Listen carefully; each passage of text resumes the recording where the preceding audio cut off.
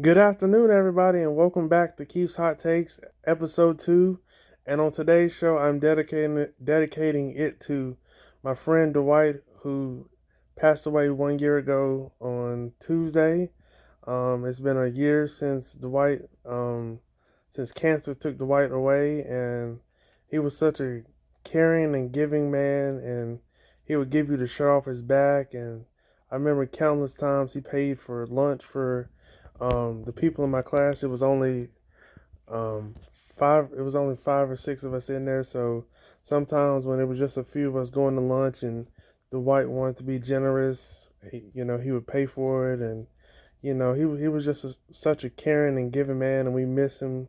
And yeah, life hasn't been the same since Dwight was taken away by cancer, and I think it'd be only right, since it's been a year since he's um, passed away, that I dedicate this show to him today. And so this show has a little extra special meaning to me. And Dwight, I hope I make you proud today. And you know, I just miss you so much, and I love you, man. And I just wish you were still here today. And yeah, and we were getting ready to graduate together in May at Forsyth Tech, and it's just sad that cancer had to take him away before we could finish. And yeah, you just remember Dwight by his smile. He was always smiling, and he wasn't letting cancer, bring him down and steal his joy. So, Dwight, this is for you today, buddy. All right. So, to start today's show, I'm going to talk about the biggest winners and the biggest disappointments from last week's NFL season. So I think, to start out with my disappointments, I would say the Cleveland Browns. I was not expecting them to stink it up like they did against the Tennessee Titans, and I know everybody else was expecting this team to live up to the hype. I mean, Baker was talking good on Instagram, talking about sometimes you just gotta let the dog out, and Odell was talking about I'm done talking, and I'm thinking, oh snap, they finna put it on the Titans, and then after that first touchdown drive, they just stunk it up. It was hard to watch, and Odell's out there wearing a $350,000 watch for I don't know what. Maybe he's mad because everybody's talking about the Antonio Brown circus that's been going on lately. I don't know what made him go out there with a watch on, and that team is, they just need to get it together, and I think they need to bounce back this week against the Jets. And God forbid if they lose to the Jets without Sam Darnold. We're going to get into that a little later on in the show. But Sam Darnold is going to be out for the next couple weeks. He has mono, and if you don't know what that is a disease you get from kissing, and you get it from saliva and stuff like that. So I hope Sam Darnold gets better, and I'll be picking that game a little later on in the show. I think another one of my disappointments was the Chicago Bears. It's opening night, the crowd is electric, and you just go out there and you put on that performance on offense. I know Trubisky's not a top 20 quarterback, but my gracious, you only scored 3 points. You had the Packers defense out there looking like they was all world. Now, yes, they have improved, and yes, they have focused the draft solely on defense the last couple years. But my goodness, 3 points. Oh my, they need to get together, and unfortunately for them, they have to go to Denver, so that probably won't be the best place to try to get back going. But they have so much talent on the offense. I think where they messed up was Matt Nagy. He kind of went away from the running game a little too much. I don't think Mitchell Trubisky needs to be throwing 44 times in any game. 30 is the highest he needs to be throwing. You have three great running backs. You can do so much with Cohen, Montgomery. You just drafted him, so I think they need to get the run game mixed in there a little more this week. Um, Now I'm talking about some of the winners, to kind of, be positive and get back on the positive side. I think the Ravens, regardless of them playing a team that doesn't want to win any games this year and they want to be the number one draft pick next year, I don't care who you're playing. You put up 59 points in the NFL, you're going to be taken seriously, and you're going to be putting some teams on notice. So I thought that was very impressive. Lamar Jackson, They've added some weapons on that offense that he can throw to, and Hollywood Brown he's just going to be doing that all year. He just went off. He went bonkers. And I think that's really going to help Lamar develop as a passer. And that defense is going to, I don't care who they play, they're going to shut most offenses down on any given Sunday. So, excuse me, I thought that was really impressive the way they put it on the Dolphins. If I remember correctly, I think it was like 50, no, excuse me, 42 to like, it was 42-3 or 42-10 at halftime. So that game was over at halftime, and I'm pretty sure most of the people that went to that game, they probably left at halftime because it wasn't nothing else to see. And after the games, a lot of Dolphin players were trying to get in touch with their agents to see if they could be moved and stuff like that. So that's just a whole mess in Miami. Also, another winner was the Patriots. The way they manhandled the Steelers and just decimated them, and they had the Steelers they just look horrible. But the Patriots do that to most teams, and I was just surprised. I thought that was going to be a great game, and I cut it off after midway through the third quarter. I was like, I'm done with this. I'm going to bed. I got to be up for class in the morning at 8:30. I'm not finna stay up and watch this mess. So, yeah, I was just so disappointed in the Steelers. Big Ben, he didn't look like he wanted to be there. And Mike Tomlin talking about they weren't ready for prime time. Well, it's your job to get them ready, Mike. So what were you doing during the week? But we'll save that for another day. Another winner was the Dallas Cowboys. I thought Dak Prescott, he just shushed a lot of people and silenced a lot of critics who just rip apart one of my favorite quarterbacks, Dak Prescott. And he showed you he can light it up. You give him some weapons. Randall Cobb, Michael Gallup, Amari Cooper, Blake Jarwin, Jason Witten. You got Tony Pollard and Zeke Elliott coming out the backfield. Good luck. Good luck stopping that offense under Kellen Moore, who moves everybody around, and receivers aren't just staying in one spot. He's moving them around. He even had Zeke out at receiver, and yeah, I just really like what he's doing with that offense and the defense. They kind of, I mean, they did stop the Giants, and the Giants really had only 10 points when the game was meaningful, but I mean they gave up almost 500 yards to one of the worst offenses in the league, who really doesn't have too many weapons. I mean they got Saquon and Ingram, the tight end, and Shepard, but that's not a team I would want to give up almost 500 yards to. So, and they let Saquon run all over him on the ground. He had 126. So I think they definitely need to tighten up that defense. But yeah, that offense whew, I feel like they could have scored more points, but they didn't want to have too much.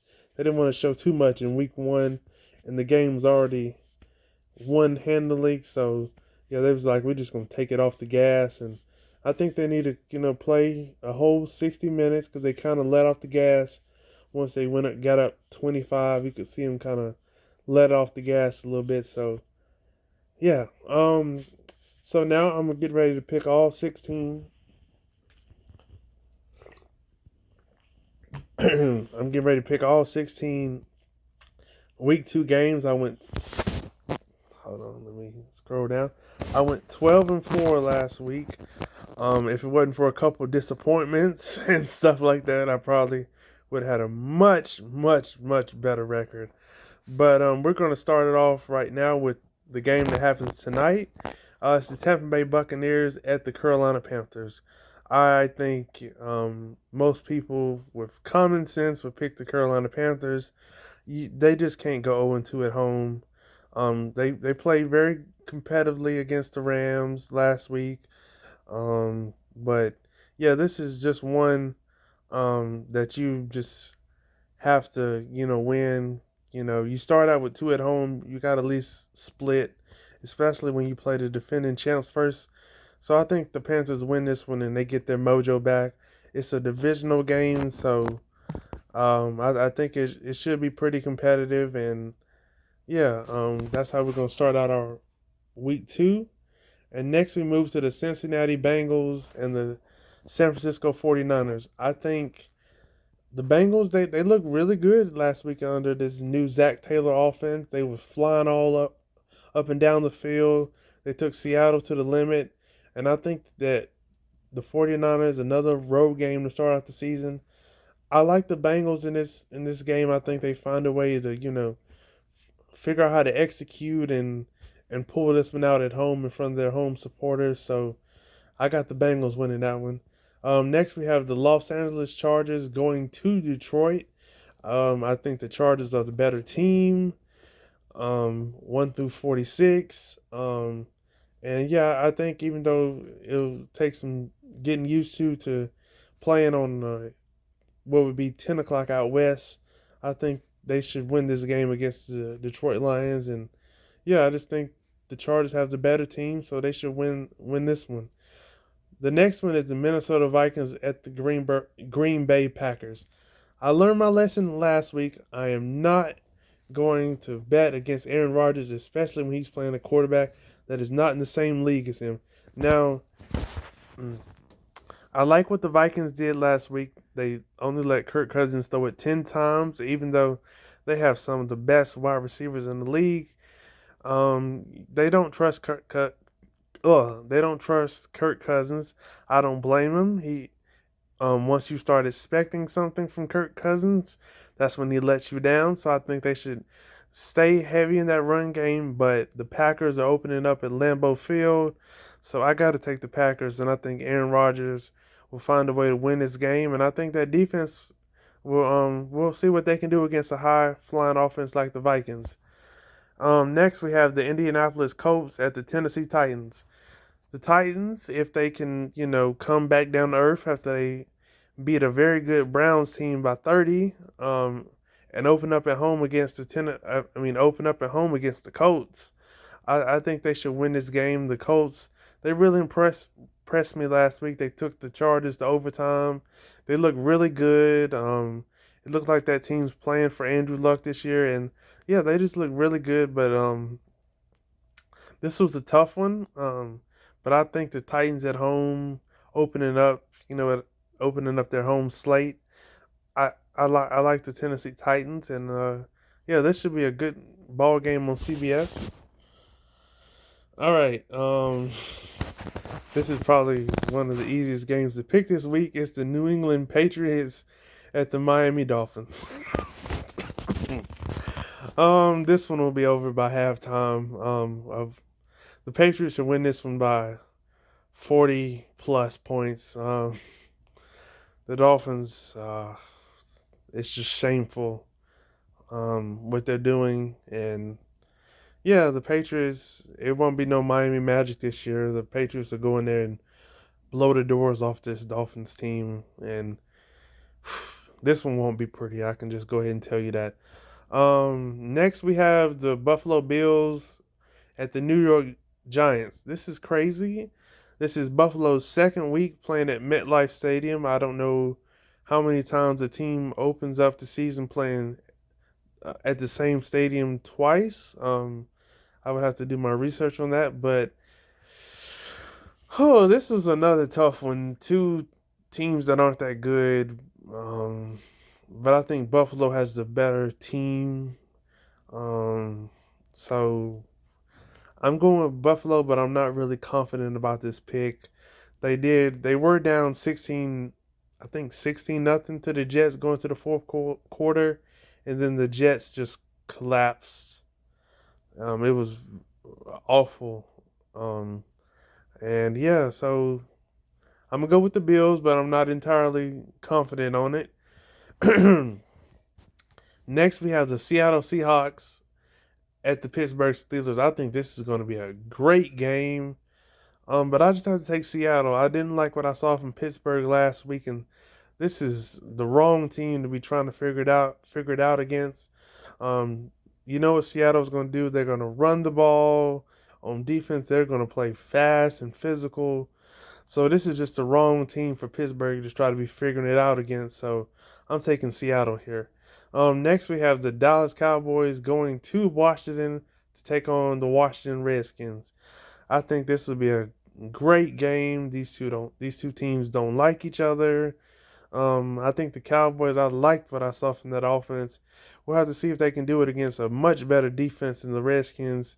I know they're going to be missing Jonathan Allen and Darius Geis. But the Redskins, it seems like they're going to get Jordan Reed back. That'll help the offense. And Adrian Peterson, he's going to play this week. But I think the Cowboys get revenge for their only loss in the division last year, which was to the Redskins. So I got the Cowboys winning this one. All right. Oh my God. The Arizona Cardinals are taking on the Baltimore Ravens in Baltimore. I honestly I feel bad for Kyler. It's gonna be a long, long day for Kyler. I'm taking the Ravens. That defense is gonna give him fits, and yeah, he's not gonna like it. I'm just gonna tell you that now. He's not gonna like it. I got the Ravens winning big. Next we have Jacksonville at Houston. I feel bad for Deshaun Watson. He put on a show last week, and his defense let him down. But I'm gonna take Houston here. I think they bounce back and they get a win at home against a Jacksonville team who doesn't look that good. So I'm gonna take Houston. Next we have Kansas City at Oakland. I got the Chiefs. That team's gonna be hard to beat, and I don't see Oakland beating them, even though Oakland won their Week 1 game against the Broncos. Yeah, Oakland, they're going to have their hands full with trying to stop Patrick Mahomes. So I got the Chiefs winning that one. I got Chicago at Denver. I got the Bears. This was a tough one. This may be another 10-3 game. Two good defenses, and um, I'm gonna take the Bears just because of their defense, and hopefully Trubisky can give them something on offense. Next, we have the Saints at the Los Angeles Rams. I think this is going to be the best game of the week. I think this should be the Sunday night game. I don't know why it's not. But I think the Saints, they get revenge for what happened last year. And yeah, I just think this will be a high scoring shootout. And whoever has the ball last will win. And I think the Saints get revenge for what happened last year. Next, we have the Philadelphia Eagles at the Atlanta Falcons, the Battle of the Birds. Um, I think the Eagles win this one. They're just too much. They have too much depth on defense and offense, and yeah, the Falcons, they'll go to 0-2, and yeah, I'm sorry Atlanta, but you're going 0-2. There's no way you beat this stacked Eagles team. And the Monday night game, we have the Cleveland Browns at the New York Jets. I think the Browns, they bounce back. They get a much needed win. And yeah, the Jets have a lot of injuries, so I think the Browns will bounce back, and hopefully they don't lose to the Jets, because it could be really bad for the Browns if they lose to the Jets.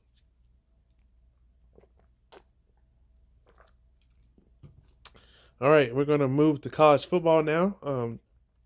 I went 7-1 last week. If it wasn't for me thinking A&T could beat Duke, even though to me they're the better. I thought A&T was gonna be the better team. And yeah, they kind of let me down, and Duke put it on them.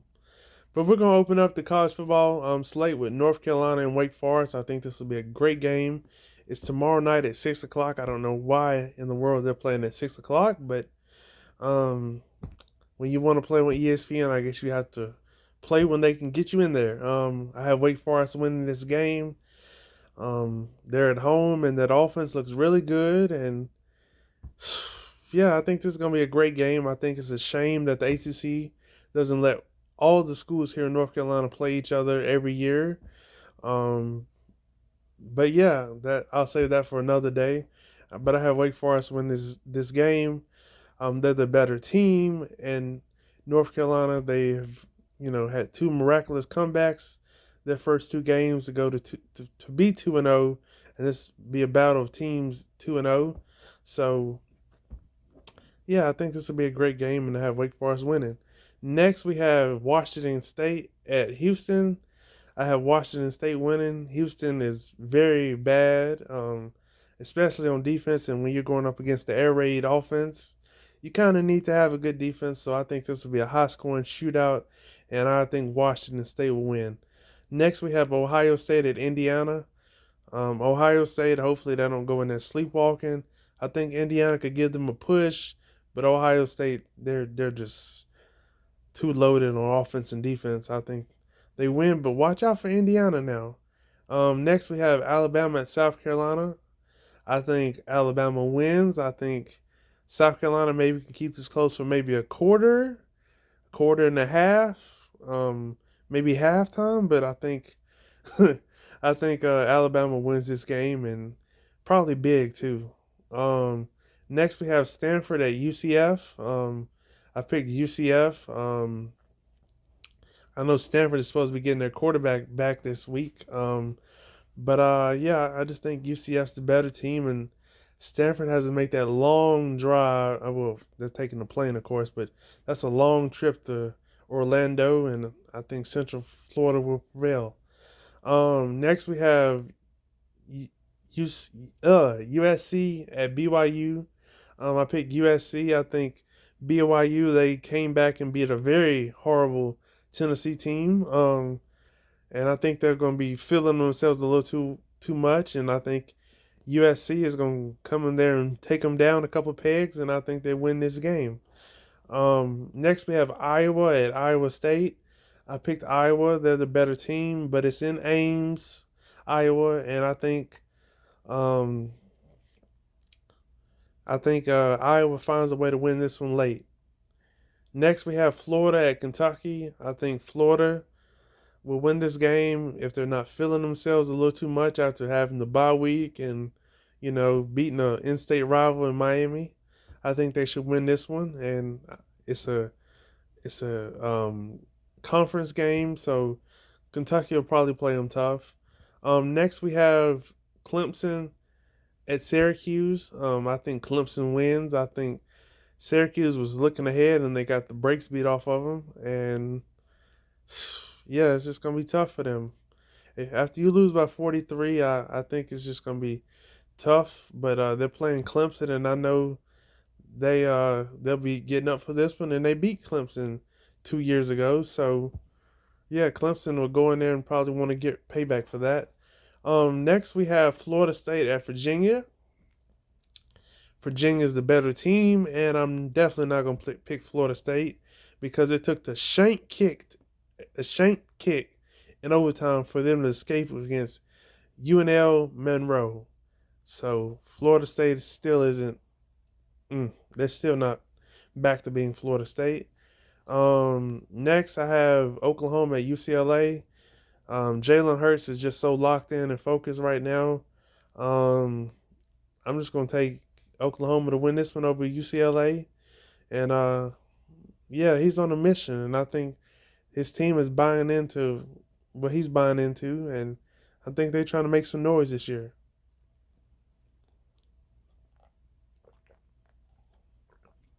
Lastly, on the college football slate, we have Portland State at Boise State. I think Boise State wins this one pretty easily. I think that even though they struggled with Marshall last week, who was a very good team, I think Boise State. I think they should win this one pretty easily. I know Portland State. They kept it close to Arkansas, but Arkansas isn't that good. So yeah, I think Boise State should win this one big. Now we're gonna move to the high school slate. It's not many good games going on around here. I don't know if teams are on. I guess teams are on their early bye week. So I went 3-1 last week. I think the only one that I got wrong was Watauga at Reagan. I was surprised Reagan um, put it on Watauga like they did. I think they scored 63 points, and I was like, "Is this the same Watauga team that's been a powerhouse in 3A and 4A for as long as I can remember?" But we're gonna start off this week again with Mount Tabor at Reynolds. This is an old Central Piedmont rivalry, and these two schools they don't like each other. It's gonna be physical. I think I wasn't really confident on this pick because Mount Tabor they could have beat East Forsyth last week, but not having a quarterback and East Forsyth turned it over 5 times. They weren't really focused, and Mount Tabor they just couldn't score enough on offense. And I won't get into that because I could talk all show about that. But I think Mount Tabor finds a way to win. Reynolds quarterback will not be playing, so I think that'll help Mount Tabor because they need a low scoring game and they don't need a game where they're gonna have to score 20 plus points to win. So I have Mount Tabor winning that one. And the other game I picked for this week is Parkland at East Forsyth. I think this will be one of the best games probably of the whole entire high school football season. I picked East Forsyth to win this game. I think it'll be a ooh it may be a low scoring game. Both teams have a good offense. Both teams have a good defense. So something has to prevail here. Um, but yeah, I think each side being at home, I think they find a way to win this game. Parkland's coming off a great, thrilling overtime win over Glenn last week. That was a great game. So yeah, so that does it for this week's episode of Keith's Hot Takes. I'll be back next week for another jam-packed show, and yeah, I hope all of you come back next week, and I hope all of y'all have a great, safe weekend. And remember to like, subscribe, and comment and tell me how I did, and if there's anything else you want to hear on the show. So I'll see you guys next week, and peace out.